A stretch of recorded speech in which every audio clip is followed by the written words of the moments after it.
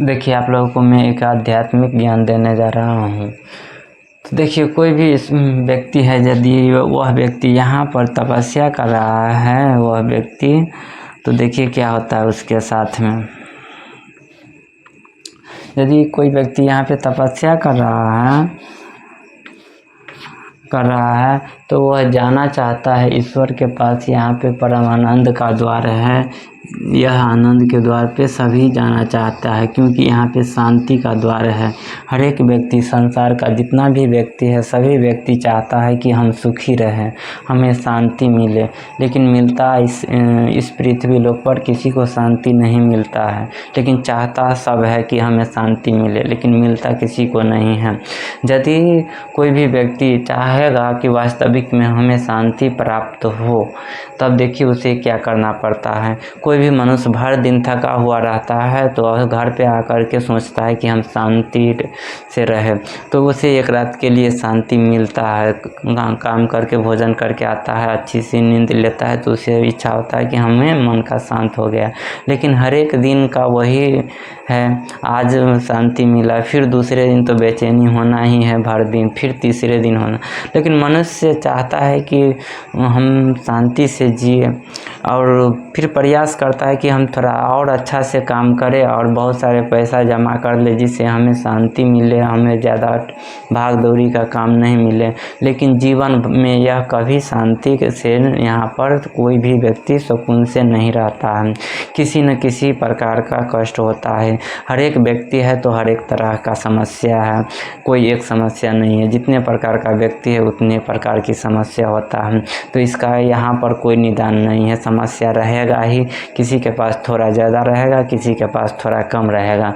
लेकिन मनुष्य यदि चाहे कि हम पूर्ण तरह से शांति प्राप्त कर ले और अच्छा बन जाए और हमें वहाँ पे कोई कष्ट न हो, बहुत सारा खुशी, ढेर सारा खुशी मिले, तो वह होता है ईश्वर के पास होता है, परमानंद के द्वार होता है, वहाँ पे होता है। तो देखिए यहाँ पर रास्ता क्या है, कैसे हम आप लोगों को समझाने का कोशिश मैं करता हूँ।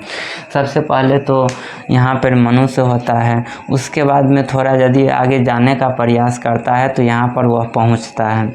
यहाँ पे पहुँचने के बाद में उसको कुछ आध्यात्मिक आवाज़ भी सुनाई देता है, साउंड सुनाई देता है, आध्यात्मिक साउंड सुनाई देता है, आध्यात्मिक आवाज़ सुनाई देता है, और आगे बढ़ने की वह कोशिश करता है। तो मनुष्य की यहाँ पर जो मन होता है, बुद्धि होता है, स्लो होता है और मोटा होता है। यहाँ पर छिद्र है, मोटे छिद्रों से वह यहाँ पे रहता है और इधर उधर विचरण करता है, स्लो में विचरण करता है। जबकि मानव के मस्तिष्क की गति बहुत तेज़ है, फिर भी वहाँ तक जाने के लिए बहुत दूरी होता है। वहाँ पर जाने के लिए बहुत तेज़ गति करना पड़ता है, लाखों और करोड़ों गुना हमारे मन की जो क्षमता है। अभी तो बोल रहे हैं कि मन की क्षमता बहुत है, लेकिन इससे भी लाखों गुना क्षमता को बढ़ाना पड़ता है उस द्वार पर जाने के लिए, परम आनंद के द्वार पे जाने के लिए। वहाँ पर शांति बनाए रख, अपने आत्मा को शांति के लिए। लेकिन यहाँ पर जब पहुँचता है और प्रयास बहुत ज़्यादा करता है, योग अभ्यास करता है, अपने मन को सूक्ष्म करना चाहता है और करता है, यदि यह सफल हो जाता है थोड़ा सूक्ष्म करने के लिए, तो वह दूसरे गेट के, पहला गेट पार करके दूसरा गेट पर जाता है। दूसरा गेट उससे थोड़ा कम छिद्र वाला होता है, जिसको आत्मा जो अपने मन को सूक्ष्म कर लेता है वह इसमें पहुंच जाता है। फिर यहाँ पर भी कुछ अलग तरह का अनहद नाद सुनाई देता है। यहाँ पे अनहद नाद सुनाई देने के बाद में और यहाँ पर बहुत सारे समय बिताने के बाद में और अपने मन को सूक्ष्म करने के बाद फिर इस द्वार को पार कर लेता है। तब इस द्वार पे जाता है, और इस द्वार पे जाने के बाद में, सभी द्वारों पर जाने के बाद में कुछ उसे आध्यात्मिक शक्ति भी प्राप्त होता है, जिससे वह क्या करता है, आगे के गेट को पार करता है। यदि आगे की गेटों को पार कर देता है तो और मन को सूक्ष्म करना पड़ता है, धीरे धीरे सूक्ष्म करते हुए इसमें प्रवेश करता है। यहाँ पर भी बहुत सारा सिद्धि मिलता है। यह सिद्धि को उपयोग करके हमें आगे के रास्तों में सफलता प्राप्त होता होता है। यदि हम यहाँ से लेकर के यहाँ पर रास्ता यदि आ जाता है तो इसका मन सूक्ष्म हो जाता है, बहुत सूक्ष्म होता जाता है, उसको अध्ययन करने की बहुत सारे क्षमता हो जाता है और धीरे धीरे जैसे जैसे ये आगे बढ़ता है उसे बहुत सारा ज्ञान प्राप्त होता है।